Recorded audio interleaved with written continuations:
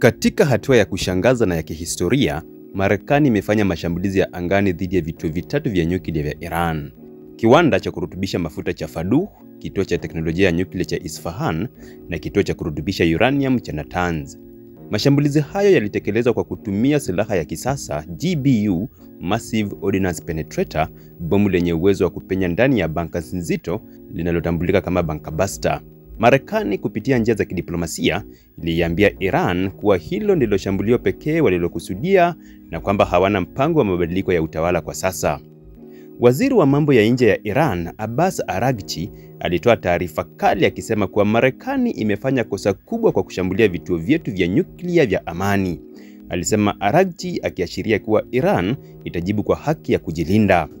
Mashambulizi haya yamejibiwa vikali na Iran kwa kushambulia uwanja wa ndege wa Ben Gurion nchini Israel, vituo vya utafiti wa kibiolojia na Centers of Decision Making, pamoja na pia Iran ilitumia kombora la Heibar kama sehemu ya wimbi la 20 la mashambulizi ya makombora na drones dhidi ya Israel lililoongozwa na kikosi cha IRGC.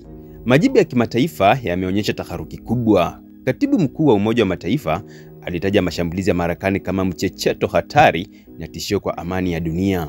Shirika la kimataifa la nguvu za atomiki lilisema hakukuwa na ongezeko la mionzi nje ya vituo vya nyuklia vya Iran.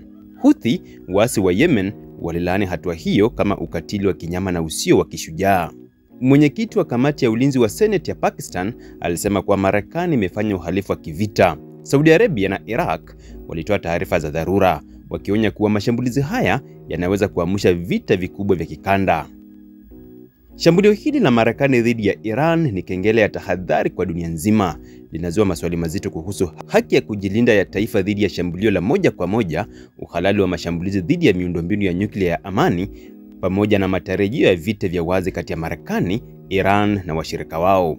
Ikiwa jibu la Iran litakuwa la muda mrefu na la mfululizo, dunia inaweza kujikuta katika mzozo mpya wa kiwango cha kimataifa.